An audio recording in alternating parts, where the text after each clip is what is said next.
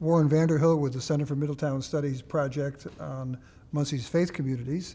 The date is June 14th, 2017, and today I'm interviewing the Reverend Jason Jones, a senior minister at Hazelwood Christian Church. I want to begin by thanking you for agreeing to participate in the project. Oh. It's an important one, and one that we're trying to take a very comprehensive look at a number of faith communities in Muncie. Mm-hmm. But I want to begin with a really personal question, that is to have you reflect for as long as you wish to reflect about your personal faith journey. Sure. I mean, go back into the deep recesses of time here and tell me what eventually led you to become a pastor, and then just say a bit about other places where you've been before you came to Muncie. Okay. There's a few faith communities that I think of when I think of my story and what brought me to being a pastor. And I grew up in a small town in Missouri, and the first church we were a part of was Missouri Synod Lutheran Church. That the town was very strong, German heritage, and that church came out of that. And so that as a child being there, I remember it didn't feel like a friendly place for a kid, but now looking back on it, there's things that I appreciate about it. But they were very kind of staunch Lutheran. This is who we are, and so that was kind of the first faith community I was a part of. When I was in junior high, that they were going through a split, and there was a lot of dissension, and my parents decided that they just didn't want to be around that. And so we and a lot of their friends went to an independent Christian church, which is sort of historically related to the disciples, of which Hazelwood is, right. but a different kind of stream of that tradition. And that was kind of where I first really connected with faith in a real personal way, where I looked around and I said, okay, I like what's happening here. And even as a 7th and 8th grader, I was kind of conscious enough to say, I think something really good is happening here, and started to think about ministry at that time. That it was a place where I felt the love of God, and I felt like, okay, I want to be a part of something like this. As I grew a little older and got into college, I found my faith growing with wanting maybe some, I don't know what the best way to put this would be, a little more freedom to think for myself, maybe, than I got in that little independent Christian church. And I, just by pure luck, happened to visit a disciples church one Sunday and really kind of connected with it. And since it had that same history that I'd been a part of as a teenager with that independent Christian church, I already kind of knew a little bit about them. And so that was kind of where it really kind of things clicked into place for me, where I said, okay, I like this, I want to be a part of this, I feel like maybe this could be my life. And did you go to college in Missouri? Yeah. I went to, then it was Southwest Missouri State, but it's since they dropped the Southwest and just Missouri State. And I know, I played basketball against them in college. Okay, did you win or lose? Well, it's a very long, sad story. It was in the NCAA College Division Tournament, and they beat us in the last couple of seconds on the last second shot. Oh, geez. Okay. Well. And the guy who made the shot is in their Hall of Fame. Okay. A guy named Jack Israel. I've never forgotten that. Okay. Yeah. Okay. In Evansville, Indiana, where they were playing then there were only 2 divisions, University and College Division. And we got to the Final Four and played Southwest Missouri, the Bears. Yes. And lost to them. And I sort of, for that reason, I've kept a little bit contact with what goes on there. And I knew they were now Missouri State University. Yes. Yeah. I had a wonderful experience there, and it's probably very similar to what a student would find at Ball State in terms of campus life and setting and things.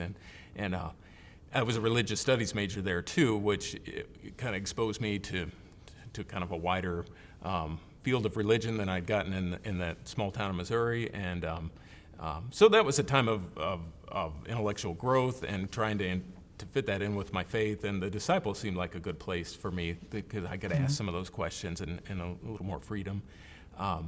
So I went on to seminary then at Bright Divinity School, which is at Texas Christian University, and in the late 90s, and had a good experience there. And I would say my closest friends I've ever made were there. And then after finishing there, when I was ordained, I pastored in Montana for a few years, in Hamilton, Montana, and then in Lewiston, New York, outside of Buffalo and Niagara Falls.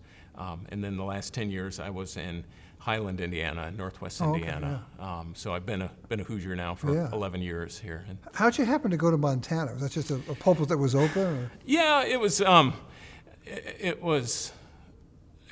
time in my life. I was like 27, and I wanted an adventure, and I was into backpacking and things. Yeah. And I thought my whole life would be like a backpacking trip if I went to Montana, and so that was there. But Yeah. it's also I've learned that anywhere you go, you're just dealing with the stuff of life a lot of times, rather than feeling like you're on vacation all the time. So, Okay. but yeah, I had a good experience and Yeah. was thankful for my time there. You went, but you go back just a step. So you went from Hamilton to upstate New York? Yes, Okay. yeah, to Western New York. Yeah, that's a real, now tell me a bit about that geographic. That's a real trip. Yeah.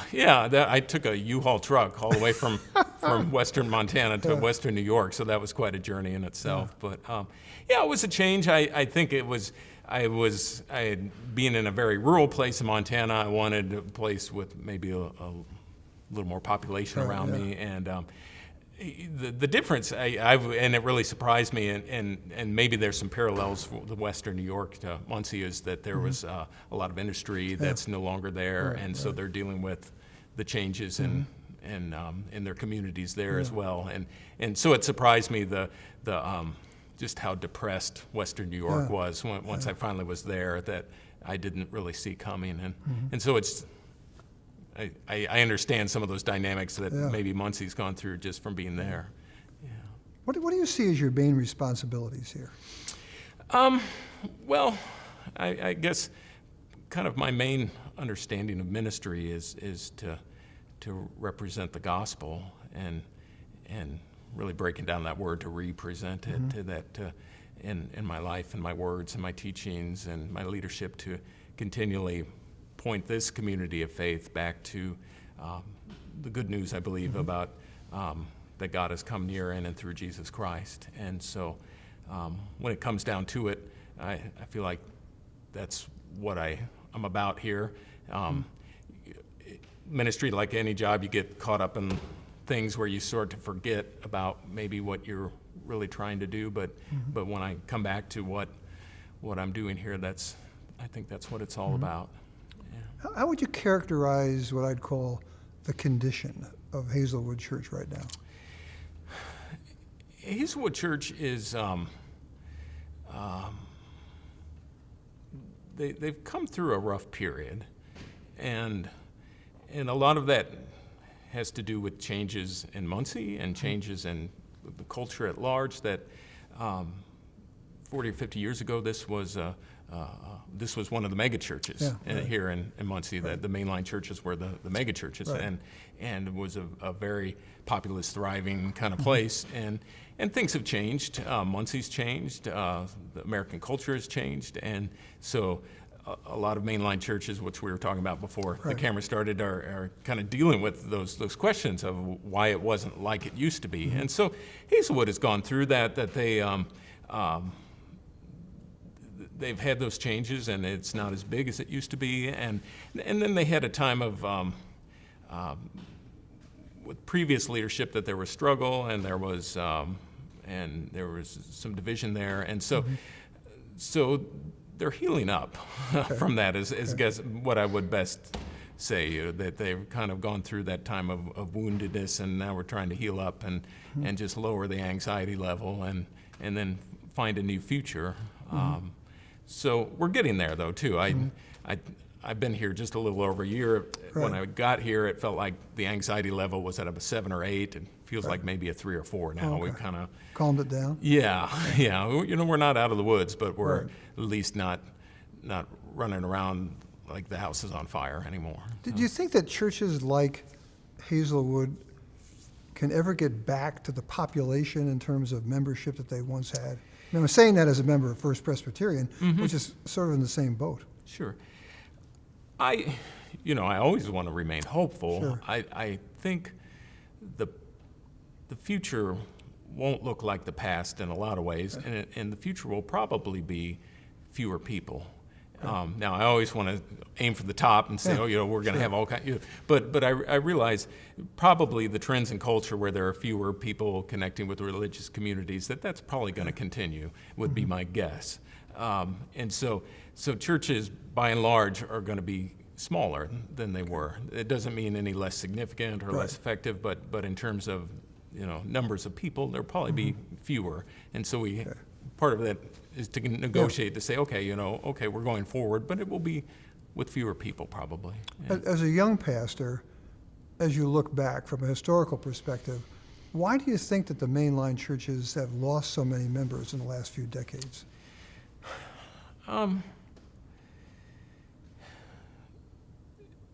had one member of the church that I showed a graph of statistics of decline in church attendance, and he said it's probably all organizations are like that. If you would look at like a Lions Club or Kiwanis or whatever, that there are fewer people, and I think partly we got wrapped up in that culture of the same as like a Lions Club or Kiwanis Club or whatever, of that kind of that 1950s, 1960s culture where we were serving the needs of that culture, and then the culture around us changed, but we kept trying to serve those same needs. Right.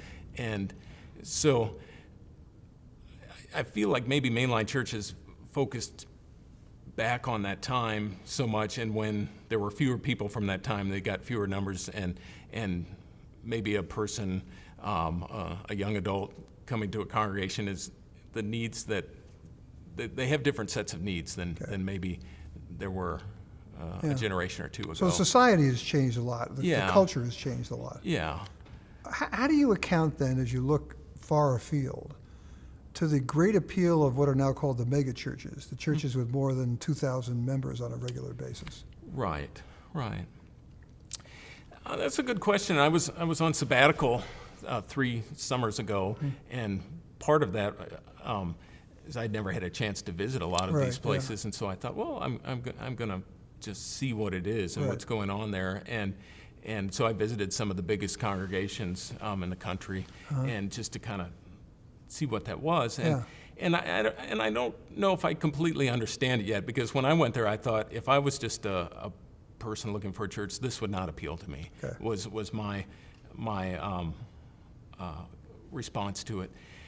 So I'm still learning. I think for some of it, it's easy to drop in and be anonymous, and some people need that, or it's easy to kind of come in and just experience the big show. Right. And so I think maybe it is tailored for people just to kind of come in and without maybe connecting on a deeper level.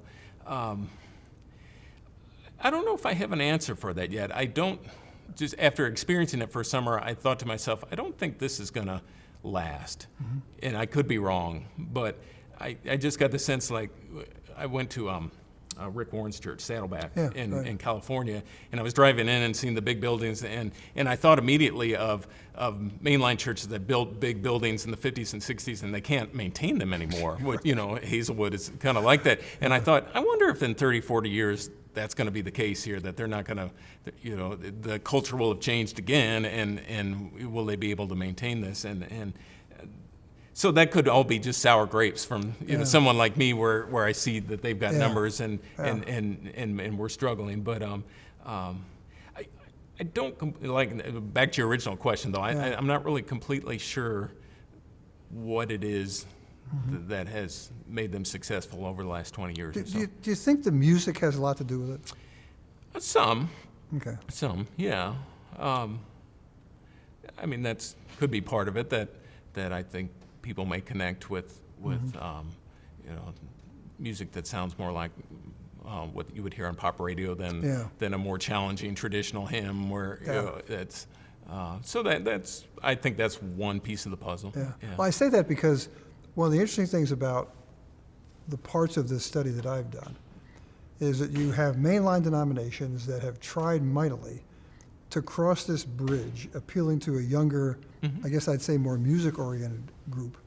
And so they've decided to have 2 services. Yes. And one is a praise or a contemporary service. Yes. And the other is hewing to the old pastoral, traditional kind of liturgy, music, etc.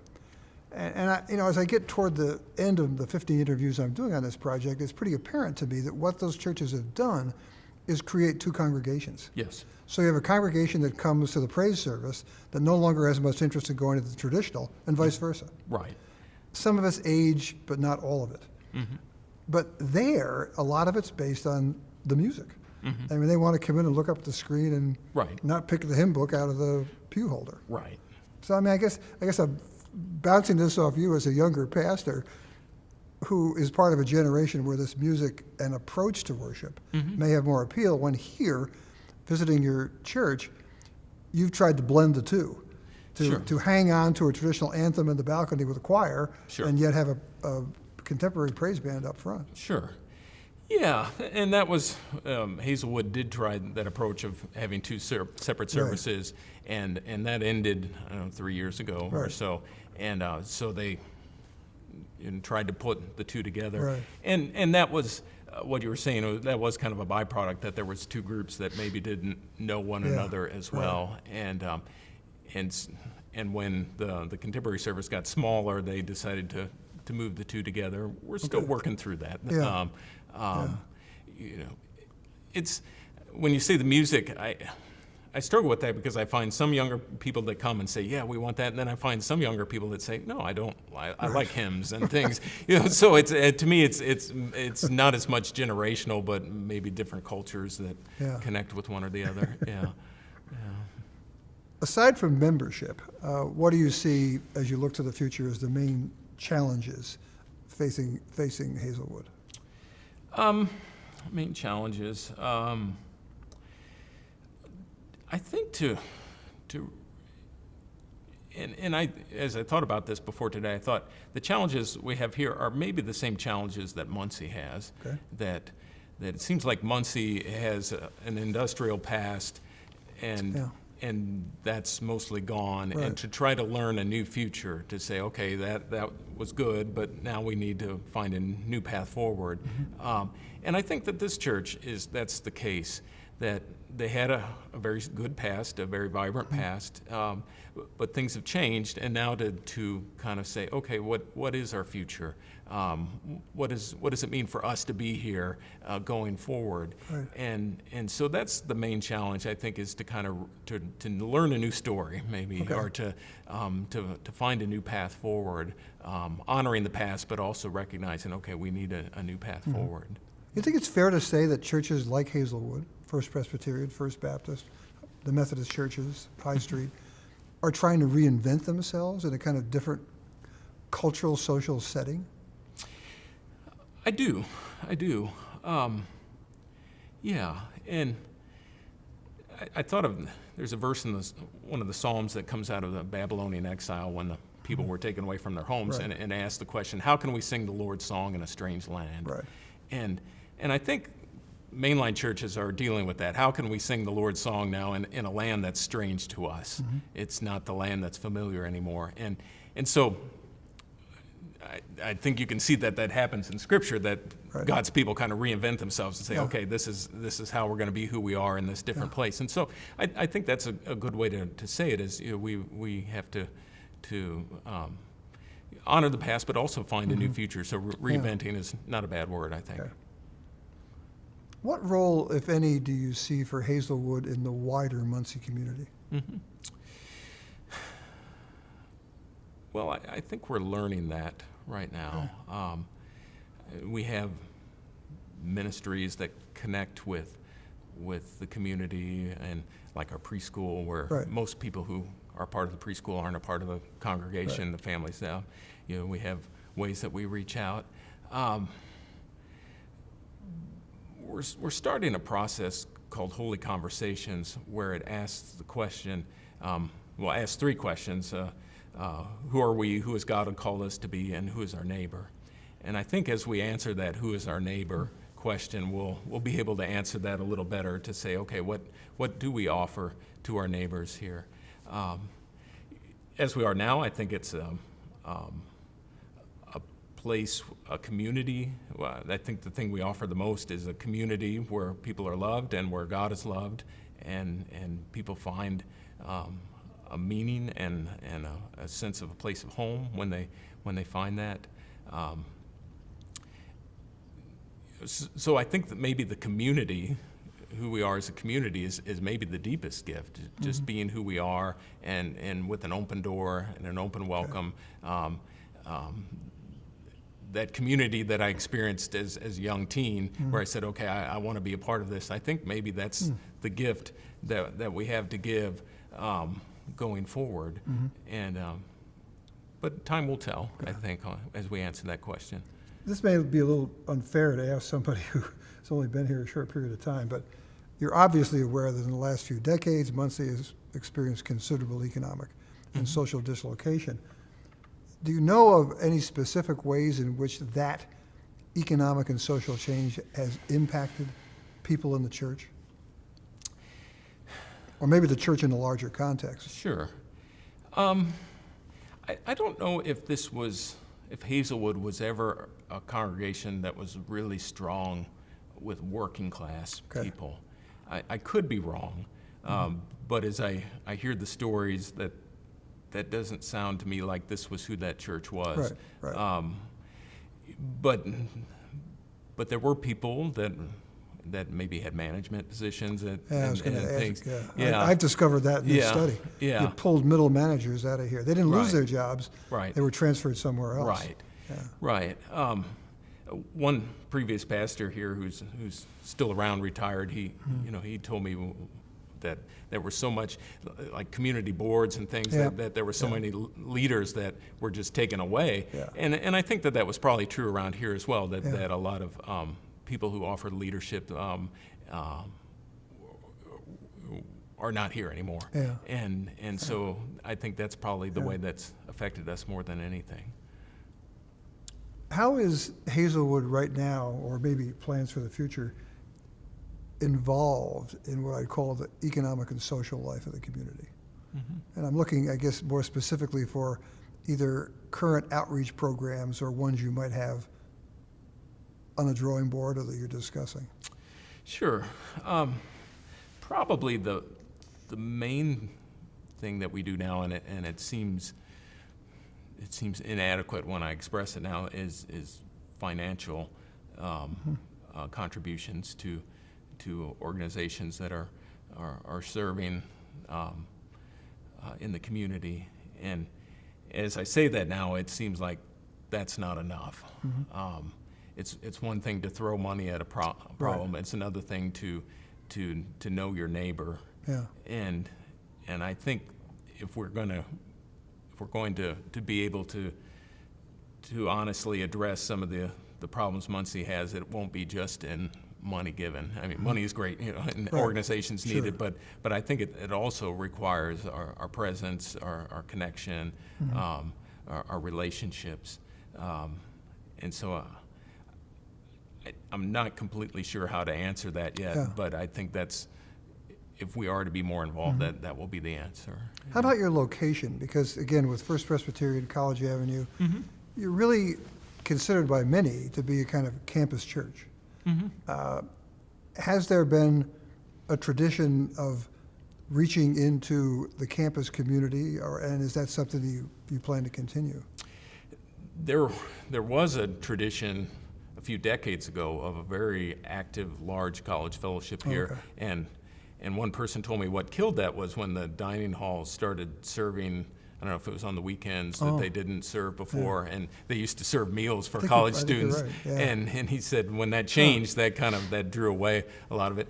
Yeah. Probably our deepest connection to the university is we have several professors who are part of our community. I've found in just the year I've been here, college students come and go. They're here for a while, and that was probably true for me as a college student. I'd visit for a while, I'd think, oh, this is interesting, then I'll try something else, or then I was sleeping in on a Sunday morning, and so that's been. They are a presence here, but it seems like there's a revolving presence of college students. But I think that's very much a part of our identity is located just down the street from a big university, and how much you've been impacted by the change that was first expressed to me by the pastor at Holy Trinity Lutheran, and that is you suddenly realize, and he's just been here a short period of time as well, you're surrounded by Ball State rental properties. Yeah. And that certainly wasn't the case, say, 20, 30 years ago with Holy Trinity or with Hazelwood. Right. Yeah. I attend our neighborhood association meetings, which meets here at our church. Yeah. And so I hear that as the concern in the neighborhood is there are very few people who own their homes who live in the neighborhood, that they're college rentals. And so, I think that's very much a part of it, that this was probably had a deeper connection to neighbors just because there were people who lived here and raised their kids down the street and connected with us that way. And so I would have to ask people who've been here a long time to say how much that has changed, but I wouldn't surprise me to say that's affected us quite a bit. Yeah. Do you think that your comment on Hazelwood reaching out into the community, is that somewhat dictated by just the financial situation of the college, where you either don't have the critical mass in terms of people, or a budgetary scenario where you can reach out and do a lot of different programs, if you will, as far as the community of Muncie is concerned? Could you explain the question a little Yeah, more? well, I mean, I guess I'm concerned with a lot of churches spend an inordinate amount of time with both people and budget trying to develop programs outside of the church in the community. And it would seem to me that a lot of those depend on the critical mass of people in the congregation, as well as the budgetary resources that are available to the people in the church. I just wondered if there was a time when Hazelwood used to do more of that, and whether they still do that or plan to do that. I don't know. I think we do a lot in terms of financial outreach, and presence and certain things and charitable things in the community. I don't know how much that has changed. I know that when we have this big, enormous grounds, and somebody mentioned we used to have this big army of retired men that kept it up. So we've gone through some of those changes in terms of we don't have as much the volunteer power. I don't know how much in terms of outreach. I can say that that's changed. Okay. So, yeah. How about cooperative endeavors with other churches? I mean, are you currently doing any of that? Because that's another hallmark of many of the churches I've talked to. Well, we do this with the Baptists and this with the Methodists and this with somebody else. Right. I haven't noticed a lot of that yet. I mean, there's certain programs like the Crop Hunger Walk, or little one-day kind of projects like that. I think, and I'm going to be talking about that this Sunday, one of the things that's important to disciples of Christ is that we very much believe in Christian unity. We say, we're not the only ones God is at work with here, and so we want to cooperate as much as we can. I haven't noticed a whole lot of formal ways that this church does that yet, though, and I'm not sure the answer why, but I think that's who we are as disciples, so I'd look for more ways to do that. I mean, was that truer in the past? I mean, maybe you don't know that much about the history of the congregation, but I mean, I don't really know. But I mean, I guess I'm making the point when you refer to this as, in the old days, as one of the mega mainline churches in Muncie, whether or not there may have been more activity of that kind that brought together different congregations. I don't know. I don't know. That's something I would need to pick the brain of a previous pastor, I think, to answer that, though. Yeah. Well, I was going to ask you if you had any plans on the drawing board for doing that, but I guess they're forthcoming. Yeah, I hope so. Yeah, I hope so. Yeah. Just a little spin on this, but Jim Connolly, who's one of the head researchers on this project and the current director of the Center for Middletown Studies, has been working on this research line. So I've been trying this out on all the people I speak with. What role do you see for churches in cultivating what we would call a sense of citizenship among their members? Do you think it's important for churches to do that, to make people aware of their responsibilities as citizens of a community? The community itself? Or you mean national citizenship? We'll start local. Okay. Yeah. I think it is important, and it's maybe something that churches lost for a while, that before automobiles, churches had a deep connection to neighborhoods, and people probably were close Yeah. to the church, and as every family got a car, that changed somewhat, and say like the mega churches usually are on the edges of town, Right. and for me, that the whole idea of incarnational ministry is important to me. You know, that Jesus was incarnate among us. He moved into the neighborhood, Right. and so for me, that's important to say. Okay, we have a connection with our community, with our Yeah. neighborhood. We're not just this thing that exists on the edges that people come to, but we're incarnate in this place. And so for me, that's very important, and it's something that maybe was missing in churches for a few decades, I think. Yeah, I would think, knowing that a little bit about the history of Disciples of Christ, that would be something that would be important to your denomination, where it may not be to some others. How so? Well, I mean, being inclusive in terms of the recognition of sexual preference and things like that. I mean, I think that's something that's a hallmark of Disciples of Christ that might not be the case with some of the more conservative denominations. Sure. I would say as a whole, Disciples are very inclusive. When you talk to any individual member, you might get a Right. different Yeah, answer. right. So, I mean, it's a denomination. yeah. Yeah. But yeah, part of our, I think our theology for disciples is Right. we point to the communion table and we say everybody's welcome here. Right. Any Christian can come, and Yeah. so yeah, I Okay. think you're right. Yeah. Well, I want to take that question a little bit, shall we say, a league or two further. Do you see that there's a connection between faith and citizenship?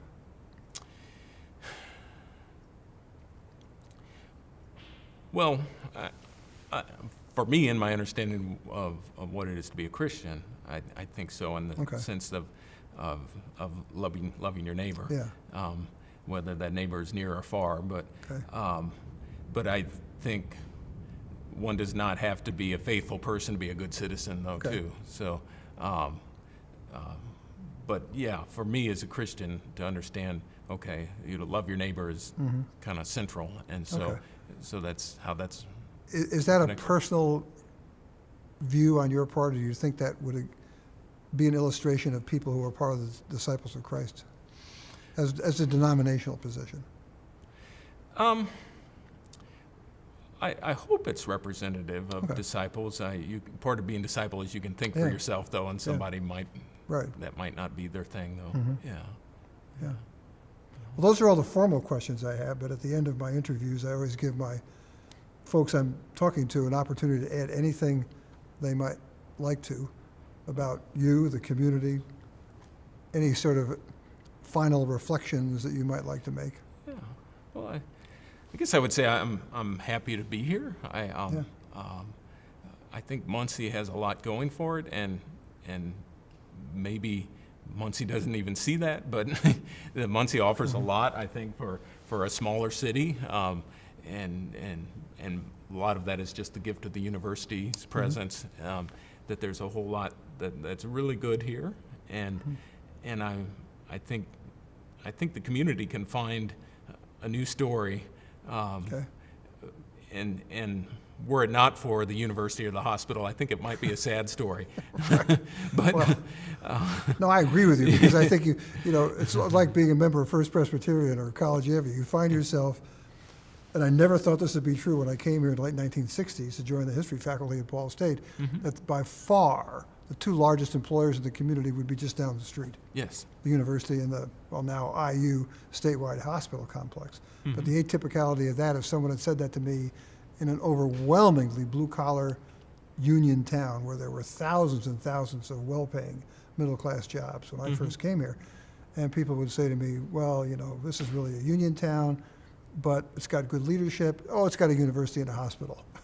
Okay, you know, fast forward to 2017, and you've got a university and a hospital, Sure. and the other isn't there anymore. Sure. And it's never coming back. yes. Yeah. Yeah, that was my experience in Western New York. Sure. Was people would they would talk about those factory jobs, but there was like this hope that they're coming back, Yeah. and I'd look around and say, I don't think they're coming back unless people want to work for $1 an hour, or and that's not going to happen. And so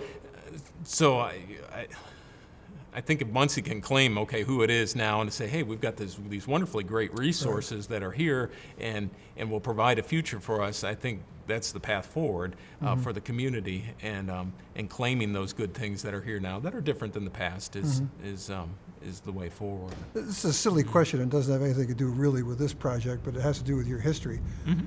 Do you see this pulpit as a more challenging one than what you had in New York?